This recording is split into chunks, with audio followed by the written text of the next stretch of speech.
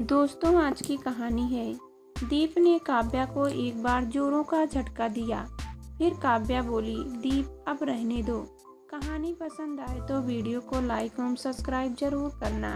एक लंबा अरसा गुजर जाने के बाद भी दीप और नीरा की शादी खुद दीप की बेटी काव्या करवाना चाहती थी। आखिर क्यों? कहानी सुधा तेलंग। आज नीरा का मन सुबह से ही न जाने क्यों उदास था। कॉलेज के गेट से बाहर निकलते ही कार से उतरते हुए एक व्यक्ति की ओर उसका ध्यान गया तो वह धक से रह गई। कार रोककर उसने अधेड़ उम्र के युवक को एक लंबे अरसे बाद देखकर पहचानने की कोशिश की। वही पुराना अंदाज, चेक की शर्ट, गैगलक्स से झांकती हुई आंखें कुछ बयान कर रही थी। कहीं ये उसका वहम तो नहीं? ये सोचते हुए उसने अपने मन को तसल्ली देने की कोशिश की। नहीं, यह दीप तो नहीं हो सकता। वह तो कनाडा में है। वह यहाँ कैसे हो सकता है? कुछ पल के लिए तो अचानक ही आंखों से निकलती अविरल धारा ने अतीत के पन्नों को खोलकर रख दिया। उसने रिवर्स करते हुए कार को वापस कॉलेज की ओर मोड़ा।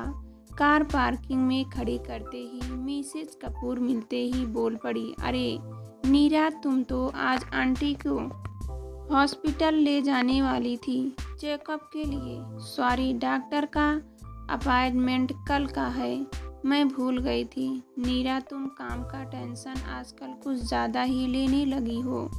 मेरी मानो तो कुछ दिन माँ को लेकर हिल स्टेशन चली जाओ। मिसेस कपूर ने नीरा को प्यार से डांटते के अंदाज से कहा, ओके मैडम, जो हुक्म मेरी आका, कहते हुए नीरा ने व्हाइट कलर की कार की जो ओर नज़र उठाई। तब तक दीप कॉलेज के गेट के अंदर आ चुका था। यह कपूर मैडम भी बातों बातों में कभी इतना उलझा लेती है।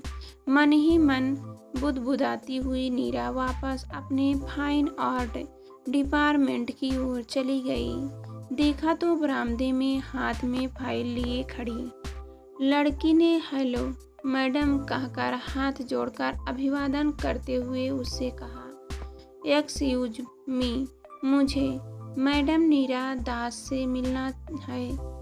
मैं ही नीरा दास हूँ। फाइन आर्ट में एडमिशन लेना है क्या? अरे वाह, सही पकड़ा आपने।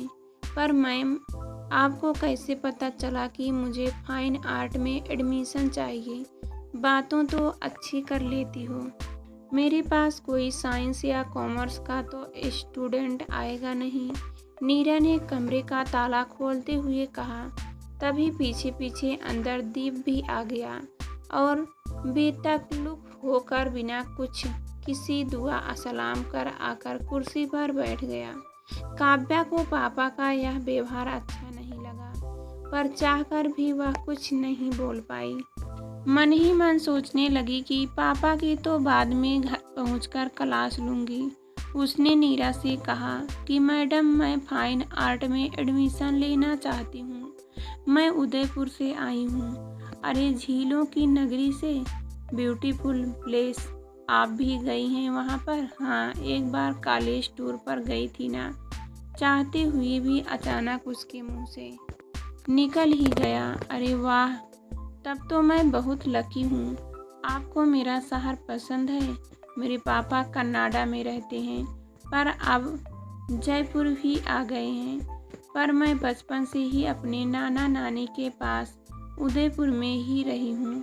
काव्या बेटा, अपनी पूरी हिस्ट्री बाद में बता देना, पहले अपना फॉर्म तो फिल अप कर दो। दीप ने अपनी चुप्पी तोड़ते हुए कहा। नीरा ने संभलते हुए कहा, अरे आप बैठिए, मैं फॉर्म लेकर अभी आती हूँ। पास ही में ही पड़े हुए पानी की बोतल को मेज पर रखते हुए फोन में चाय का ऑर्डर देते हुए नीरा ने काव्या से कहा कि पहले काउंटर नंबर 5 पर जाकर फीस जमा कर दो। पापा के चश्मे की झांकती हुई आंखों से काव्या ने पल भर में ही जान लिया कि जरूर नीरा मैडम व पापा के बीच कोई पुराना रिश्ता है।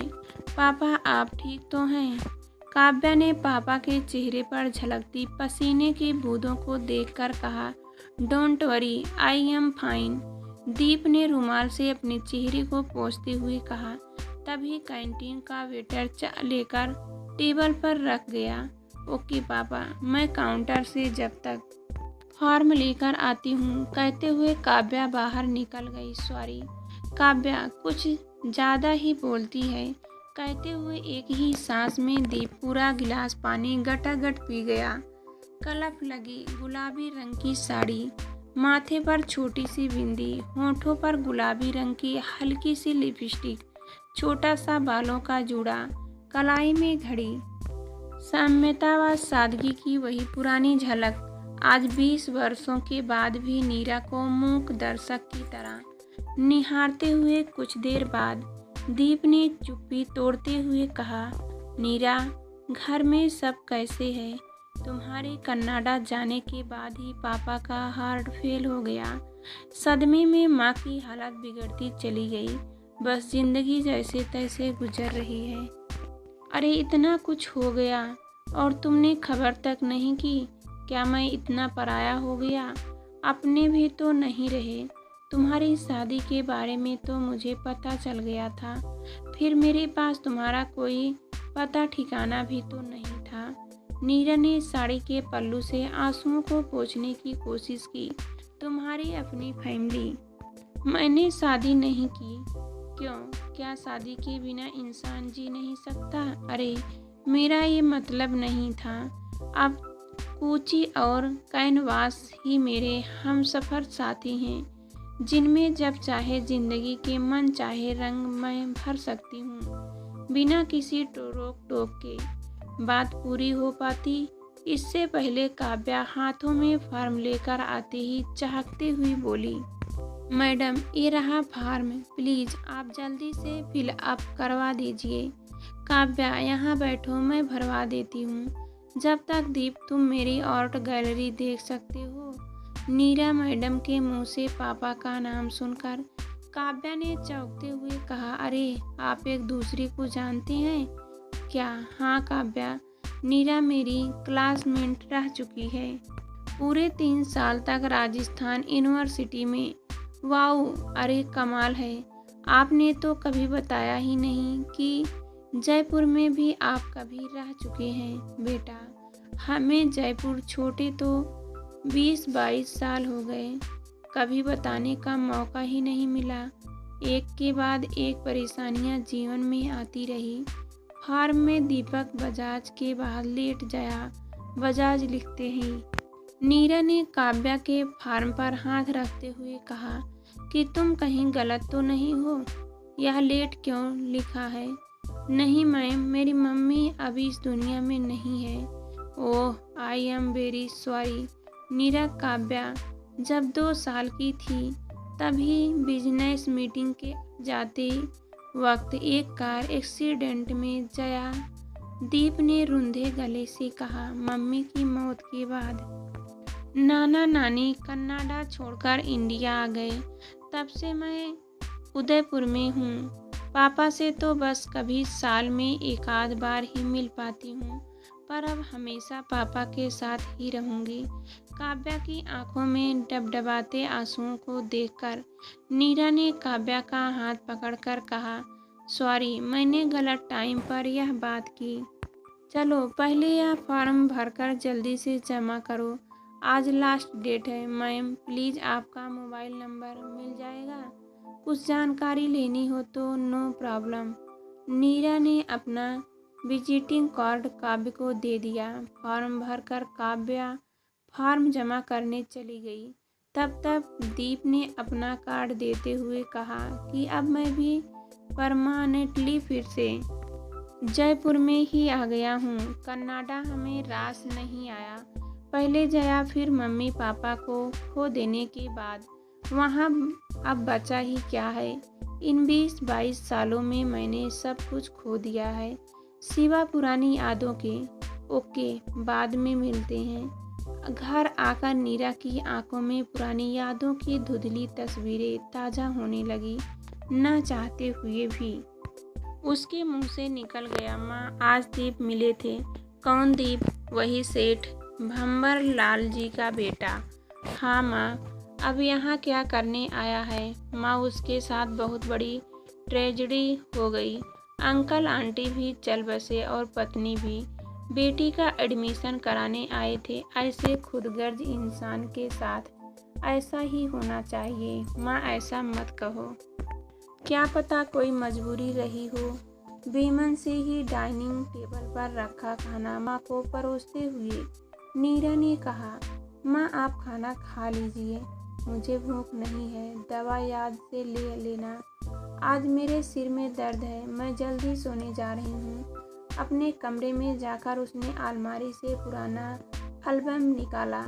ब्लैक एंड वाइट फोटोज का रंग भी उसके जीवन की तरह धुंधला पड़ चुका था। उदयपुर में सहेलियों की बाड़ी में दीप के साथ की फोटो के अलावा एक नाटक हीरा झांसी देखकर पुरानी यादें ताज़ा हो गई। उसी दौरान तो उसकी दीप से दोस्ती गहरी होती गई, पर बीए ऑनर्स पूरा होते ही दीप जल्दी आने की कहकर अपने पापा की अचानक बीमारी की खबर आते ही कनाडा चला गया। फिर लौटकर ही नहीं आया। हाँ, कुछ दिनों तक कुछ पत्र जरूर आए, पर बाद में वह भी बंद। बाद में दोस्तों से पता चला कि उसने किसी बिजनेसमैन की बेटी से शादी कर ली है। वह सोचने लगी, उसे तो ऐसे खुदगर्ज इंसान दीप से बात ही नहीं करना चाहिए था, ताकि उसे अपनी गलती का एहसास तो हो। पर मन कह रहा था, नहीं दीप, आज भी मैं तुम्हें नहीं भुला पाई हूँ। तुम्हारे बिना पूरा जीवन मैंने यादों के सहारे बिता दिया। पूरी रात आंखों में पुरानी यादों की तस्वीरों को सहेजते देखते कब सवेरा हो गया उसे पता ही नहीं चला। समय पंख लगाकर तेजी से बीत रहा था। न जाने क्यों, न चाहते हुए भी क्लास में काव्या को देखते ही नीरा को उसमें दीप की ही छवि नजर आती।